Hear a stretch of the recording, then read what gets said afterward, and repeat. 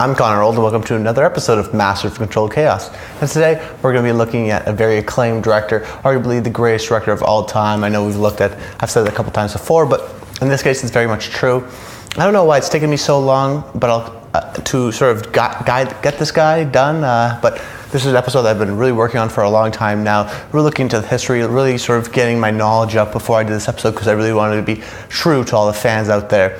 He's the master of suspense. He's the director of Psycho, of North by Northwest, and of Vertigo. He is none other than Alfred Hitchcock. Welcome back, guys. If you're new to the show, what we do every single week is we break down a new filmmaker and talk about the central idea of what makes them great. I also look at what I consider their best movie, my favorite movie of theirs, and then also I think that one that's flew under people's radars, sort of an underrated one. So why have I taken this long to Alfred Hitchcock? It's probably like our 16th, 17th episode, something like that. Well, just because I've been doing a lot of research. I've been working on this one actually sort of in the back burner for a while. And because of the last two episodes, just the way things lined up, I was able to do them this week because I did Michael Bay 2 weeks ago and then Edgar Wright last week, and even Oliver Stone the week before that, because they're all themed in a sense. Stone had the Putin interviews coming out, Michael Bay had the Transformers movie, and then of course Edgar Wright had Baby Driver coming out. And for those, especially the last two, Michael Bay and Edgar Wright, I'd seen all their movies, I was a big fan of theirs, and I felt like I could talk eloquently about them because I've been fans of them for quite some time. A little less Edgar Wright, but still, you know, couple of years, that's good enough. But Alfred Hitchcock, I'm sort of a newer fan to him, so I'm going to say that right away. I'm not this huge Hitchcockian sort of film professor or whatnot. I haven't taken any classes on him or anything like that. I'm just a guy in a house that just really likes his movies, and I really want to talk about I like movies in general, and Alfred Hitchcock makes some great movies, undoubtedly. You know, that was one thing I really you look into Hitchcock after you've sort of done your surface level things, because for a lot of people, he's the first director that they know of and that they know a name of. And for me, that was also existed, but for me, it was always like, oh, he makes scary movies, and I don't like scary movies, so I'm not going to worry about them, at least, you know, when I was a kid and whatnot. But as I'm starting to get a little more into film, I start to watch all of his movies, and you know, he has some incredible movies. I'm a big fan of, really my favorite and what I think is his best, as a really just a seminal, fantastic movie. And but let's just talk about the central idea now of what makes him great. What I love about Hitchcock is there's a contradiction where I think he's an excellent visual storyteller. This, of course, comes from the idea of when he worked in silent film. He worked in a lot of silent film before he did any of the talkies, so he's been a director for a while. He's sort of an older director when he's doing his last movies in the 70s, right? Compared to someone like an auteur like Scorsese that's still alive today. You know, Hitchcock was done making movies in the 70s, so he really started early in that silent film. So in silent film, you don't have any dialogue, so you really have to tell a story through visually. And I know they tell that to a lot of young directors, is try to make a silent film first and then go into dialogue, because it's very, very hard to sort of, you can use dialogue as a crutch to sort of explain things to the audience, but using that visual medium can really allow the audience, instead of you telling them what's happening, they sort of piece together themselves. And especially in Hitchcock, the thriller sort of mystery genre, this is a crucial thing where it's an audience revelation instead of you telling them what's happening. I can tell you the twist to Psycho right now, but it wouldn't be that, you know, interesting because I'm telling it to you, right? The characters can tell you the twist in dialogue. But if you sort of it's sort of revealed to you by yourself, like you sort of piece together parts and you're just one step ahead of the person. You make it feel like, oh wow, I'm part of the story now. I'm the cop. I'm the person figuring out the mystery because I'm piecing things together. Like, oh, what does this mean? What does this mean? And then it makes me more intently watch the movie, which the thriller genre and the mystery genre is something I love because of that, because you're on the edge of your seat and you're looking at little things, you're trying to piece things together. Something like Shutter Island, which I watched last night. Fantastic film, but you know, it's all about perspective and what you see and what you don't, and all the little things that you can pick up, and what does that mean? It's things that are trying to lead you away, whatnot. And then some backstory in Hitchcock. He actually wasn't sort of appreciated at his time. A lot of people saw him as sort of a generic sort of commercial director that just has something and has a little twist for the audience, you know what I mean? Sort of a typical story with a little bit of a twist and nothing necessarily artsy or up there high end. And it's not until into the 70s and then into the 90s and really the 21st century, oh, not really, but as he's sort of gone older, he's been more and more respected and more considered maybe the greatest director of all time because of the contributions he's made to early on cinema. And really just, it's very interesting where this guy wasn't really respected, or he was respected, but he wasn't necessarily, like he was able to make movies and the studios liked him, but not necessarily by critics or people that consider like, oh, Vertigo, they'll say it's the best movie of all time. When Citizen Kane came out, everyone thought that was the best movie of all time, and stayed that way for a long time. But Vertigo, that's actually an interesting story where, if you don't know, back in the old days, something I never thought of, but it makes sense, because there's no DVD and no streaming and stuff like that. When a movie comes out, you have the film print, right? They show it in all the theaters, and after that, it's done. What do they do it? So, some movie theaters, they just burn it, they get rid of it, and it actually took a long while for people to re-see Vertigo again. I think it was maybe in the late 90s, where Vertigo comes out in the 50s, and then like early 90s is not until we see it again. That information may be wrong, but I know for Vertigo, they couldn't get the print, they didn't know where it was, and people always talk about this great movie, but no one could see it. But now, thanks to digital technology and whatnot, we can actually restore these type of movies, and there's different restoration processes. But the new version of Vertigo, the version that I watched, of course, because I wasn't alive in the 58, fantastic version, incredible version, but stuff like that, where his movies sort of got lost. There's, I think, even a couple Hitchcock movies or some hit movies in the past where a lot of them are just lost. So maybe they're these great movies that we'll never see again. It's sort of an interesting sort of dichotomy there. But going back to my very beginning thing is, Hitchcock made movies in the olden days. A lot of his movies are in black and white, only a few are in color. And that being said, he relies a lot on dialogue. But then I said he's a visual storyteller. What I mean by that is someone like a Michael Bay, which you covered a couple weeks ago. He's a visual storyteller in terms of he likes explosions and big things and little sort of visual cues. But the thing is with Hitchcock movies is he's a great visual storyteller, but he can't have these really fast editing and cool camera movements and explosions, all this stuff. All he can have is sort of like these contained scenes. Even something like his action movies, most entertaining movie, I think, North by Northwest, a very entertaining movie. You have the crop duster scene, but it's in like a couple takes, you know what I mean? It's not like a quick, fast, like, oh, he's running down and he's diving and there's like CGI coming right over him and it scrapes part of his jacket. No, it's just all real. So a lot of his movies are just showing you how you can captivate you and engage you from a dialogue perspective because of a great story.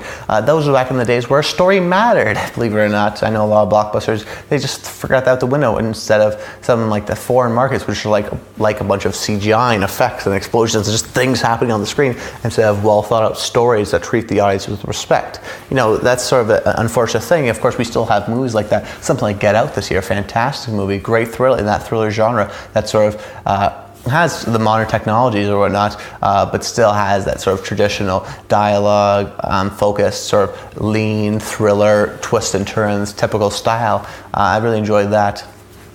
But going back to it, that's the thing I want to point out is that he's just able to create an incredible story, not necessarily through his dialogue, not like he has this signature Tarantino dialogue, but it's just he has good dialogue that moves the story along, gives you a little bit of hints, and the visual part comes with his interesting camera movements, because even at his time he was doing interesting camera movements, but they were very simple in today's comparisons, but it's a little nods, a little symbolization, color, especially when you go into color movies, you could use that.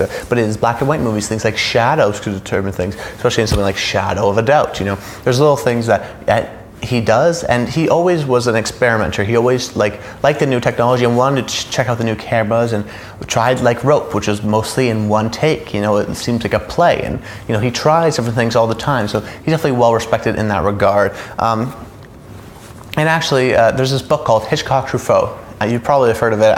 It's essentially the filmmaking Bible, because at the time during the French New Wave, a lot of the French directors really respected Hitchcock. Not necessarily the American directors did, because the French saw it as film as more of an art form, while the Americans were still a little bit step behind. They still saw like John Wayne, cowboys having a good time, right?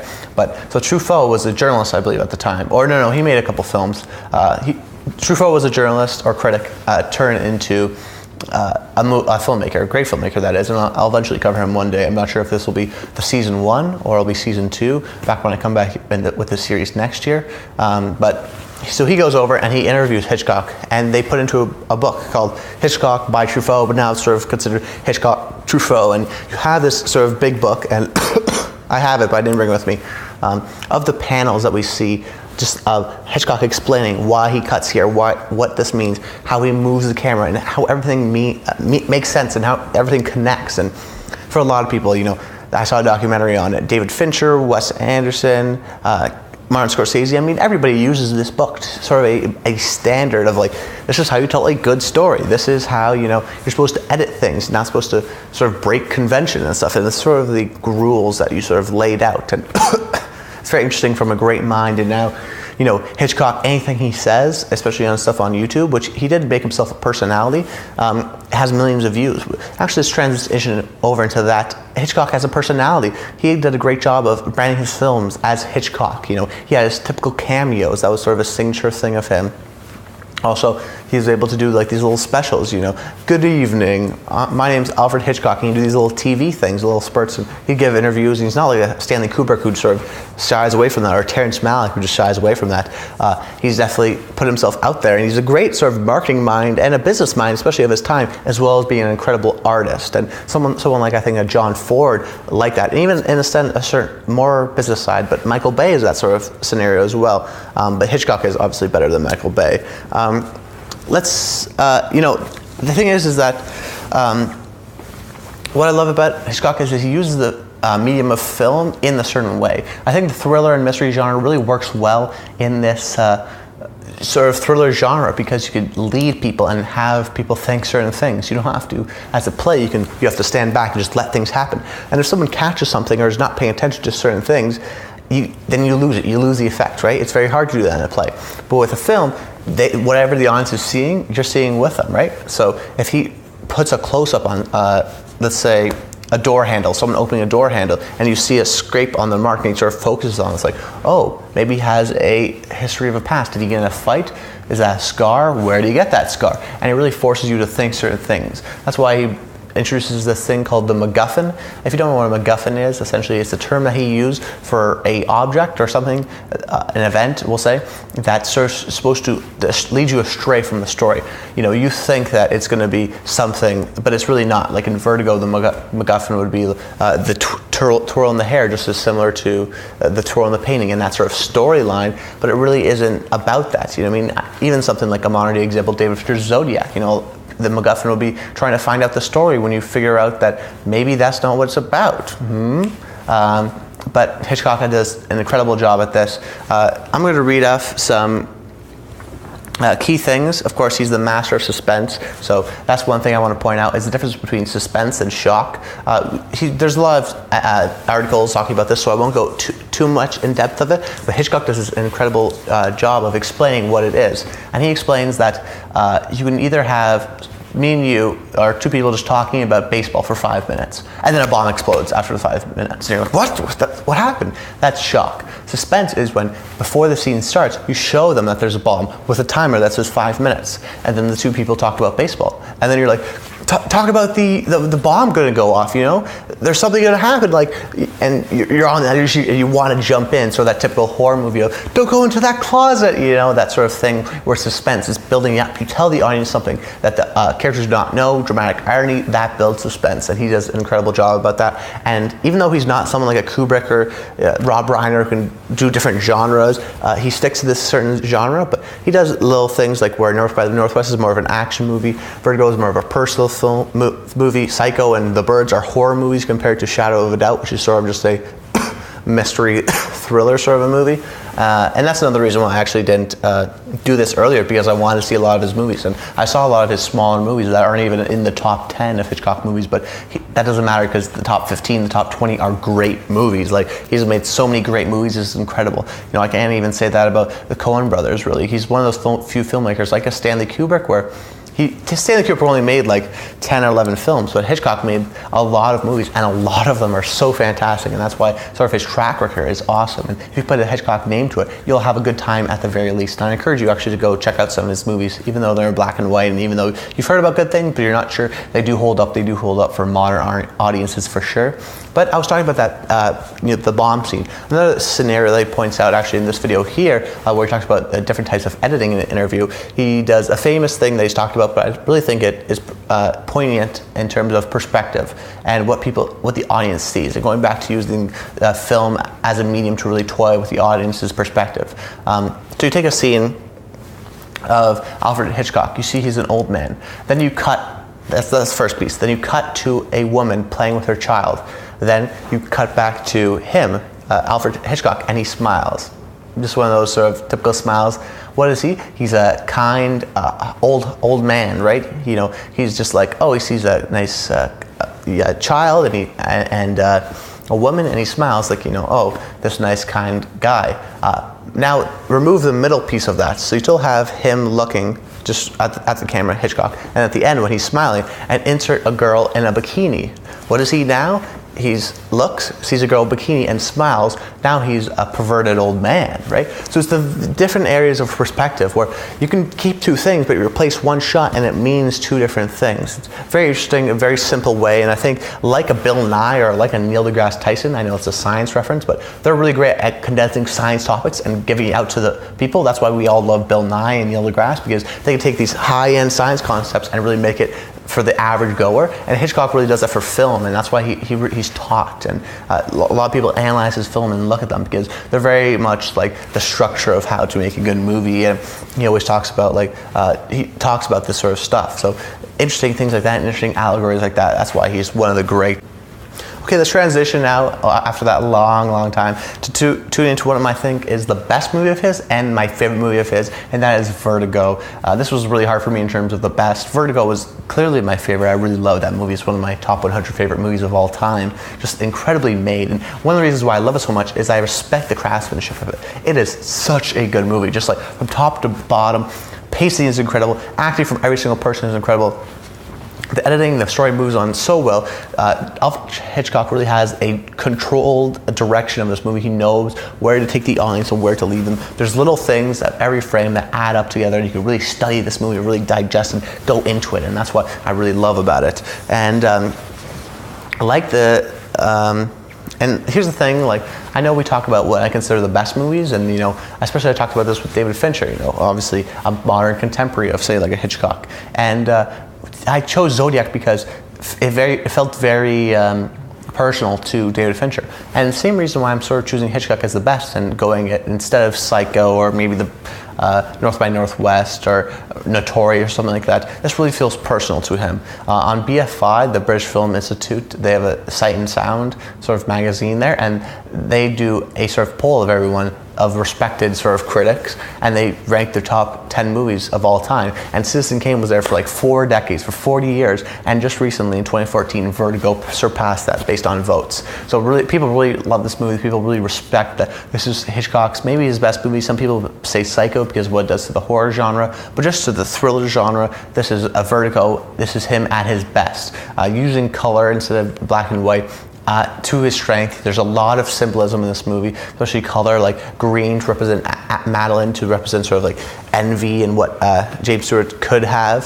Scotty is the character's name, what he could have, and then the red to show the passion that Scotty feels. And then there's even clever scenes where Madeline's always in green for the entire movie, and Scotty's mostly in red. But then there's a scene where he's wearing a green vest, and then as Madeline wakes up, he hands her a red sweater. So they switch outfits to sort of show that they have an affection for each other. And these little things that maybe it's not there, but I don't think this is conspiracy theory. This is sort of just plain old great storytelling, in my opinion. And, you know, there's even talks about blocking of the scene, of how, you know, whoever's in control is on this elevated platform, and Hitchcock shoots from a lower angle to feel like they're a little higher, and whoever's sort of receiving the information is the camera's a little higher, so they look a little less menacing, a little weaker in a sense. Simple camera tricks like that does an incredible job of not only, you know, in film, blocking a scene doesn't necessarily is main focus and compared to like a play, because a play is, it's all about blocking. But in a movie, not so much, because you can change the camera in a sense, but Hitchcock does a great job with this, with the blocking, and just really how the story weaves and turns and twists, and the ending is incredible. And I think, you know, you can get that in a mystery movie where it's not going to be what you think it is from beginning to end, of course, but it really takes a different tone in that second half and really turns into something new, and it is really just about, I say personal because Hitchcock was definitely sort of an obsessive director and loved the blondes in a sense. So you have this blonde, and it's almost like Hitchcock is James Stewart, where, you know, you have the great moments in like North by Northwest where it's the action and you're having such a fun time. But really, you know, I don't look at the Psycho moments where the shower scene. Of course, the shower scene is amazing. There's a documentary made about it, right? But I really look at Vertigo, and what I love about it is the silent times when he's just following her around in the car and we're sort of creeping on her. We're trying to figure things out in our head. Like I said, this one doesn't have a lot of dialogue, sort of a lot of figuring out, a lot of moments of silence for us to think what will happen next.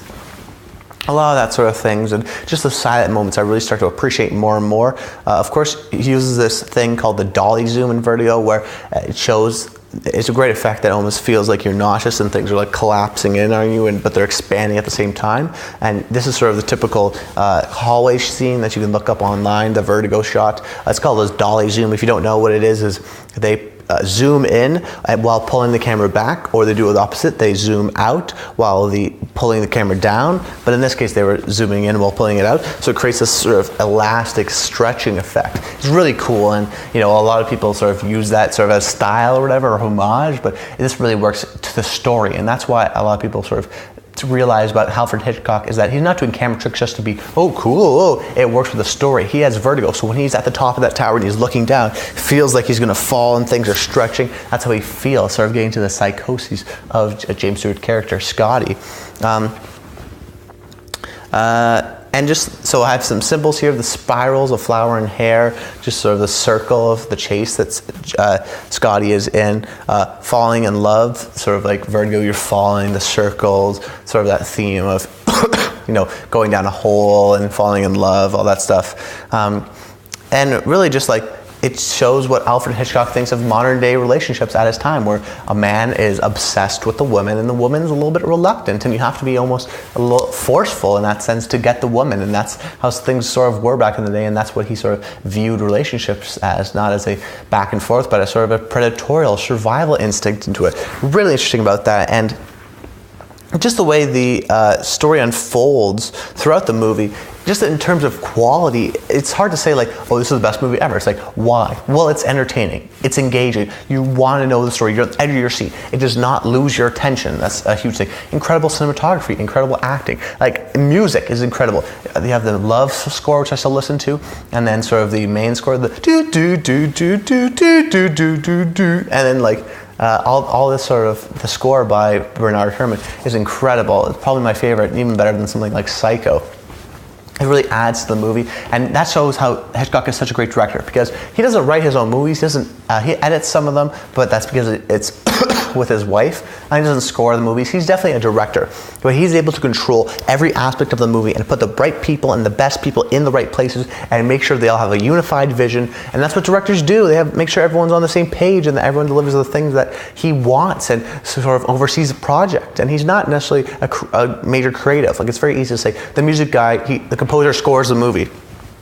The writer writes the movie. It's like, what does the director do, right? He sort of controls everything and makes sure everyone's on the same page, and does a lot more, of course, but really focuses on every aspect. And you could feel the Alfred Hitchcock touch in every aspect, and everything works so well in Vertigo. It's an incredible movie. Go, guys, check it out. If you haven't seen a Hitchcock movie, that's the very first one I'd recommend, because you're not going to get any better than that. And in my opinion, that's where he sort of peaked. He's going up and up and up. For a lot of his movies, they get better and better and better and better, and they peak with Vertigo. And then Psycho is a small thing, but Psycho's amazing. And then Birds is amazing. It's a small, but after that, he never reaches the heights of Vertigo, you know. But Rear Window is close to Vertigo, but it's not Vertigo, right? Sort of that period of time where he has Rear Window, and then Vertigo, and then Psycho, and then The Birds. And it's like, wow. And North by Northwest is there. And it's like, wow, this is an incredible group of films that people talk about for ages, and he made this in this sort of certain time period. It's really incredible, and you know, that's like any director, is sort of the peak of them.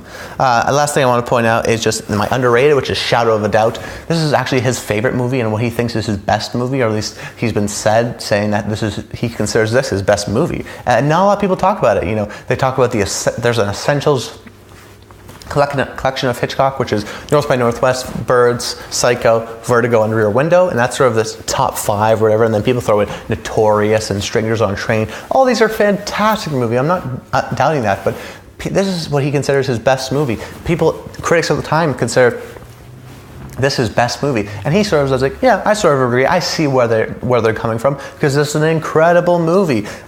It's just not talked about. It's not even in some people's top 10, which is incredible to me, because you have a character there's two Charlies, so it's going to get confusing if you haven't seen the movie. But there's Charlie, a man, the older Charlie, and there's young Charlie, a girl, about like a teenager, and she's depressed until her uncle comes in. And it's just about a story of how people may not be as they seem. Your family members who you think you love may not be the people that they actually are, and really this change in the characters and how you see these characters is incredible, where you see young Charlie as this character who's sort of like bum in the streets, and then she's a character who's really happy her uncle's here, and then she sort of gets scared of what her uncle's doing, and she's sort of worried, and this incredible range, and even the character of Charlie, who has a great monologue. And this is definitely a situation of a charismatic villain where you know he could be this bad guy, he's sort of got this mysterious past to him, but you love him anyways, and you're willing to forgive him over and over and over again because he's such a nice guy that you don't really care that he has some of the stuff because you want to like him. Something that Hitchcock does really well, and that's played the character of older Charlie the man, played by Joseph Cotton. This is actually one of my favorite performances in any of his movies. He knocks it out of the park. I'm surprised he hasn't been in really any of his other movies, someone like a James Stewart or a Cary Grant or Ingrid Bergman or Grace Kelly, any of those guys. He hasn't really shown up a lot. But he does an incredible job with his performance, and I don't know too much about him, but I was really blown away by what he did. And really just the questions of, do we really know the people that we live with, or, do we know what's going to happen? And this is actually a pretty progressive movie with, a young girl trying to say that, hey, there might be something wrong, and not a lot of people are trusting her and really trusting the man in the scenario. And I'm just going to close this out with a quote that is here from Shadow of Doubt, which is so elegant, and sort of his motivation for his motivation for believing the way he believes. This is, the cities are full of women, middle-aged women, husbands, dead husbands, who spent their lives making fortunes. Working and working, and then they die, and they leave their money to their wives, their silly wives. And what do the wives do? These useless women, you see them in their hotels, the best hotels, every day by the thousands, drinking the money, eating the money, losing the money, and at bridge, playing all day and all night, smelling of money, proud of the jewelry, but nothing else. Horrible, faded, fat, greedy woman. Are they human or are they fat, wheezing animals? And what happens to animals when they get too fat and too old? It's an incredible monologue. I love this monologue where he just goes into his own world and he's talking about this and gets so angry because this is what he believes and he wants to express this. But then when you step out, it's like, whoa, dude, what are you saying? Like, let them be whatever they be. It's very interesting. But anyways, guys, for all those reasons, that's why Alfred Hitchcock is a master of controlled chaos. I'd love for you to share this video, like the video, comment below. I've been working on this video for a really long time, and I really appreciate that, with all the research and whatnot and effort went into it, you really thumbs it up and, say something about it. And, I know this is a long requested one, so I hope a lot of people watch it and really create that film community that I've been trying to do. So anyways, guys, my name is Connor Old, and until next time, stay tuned.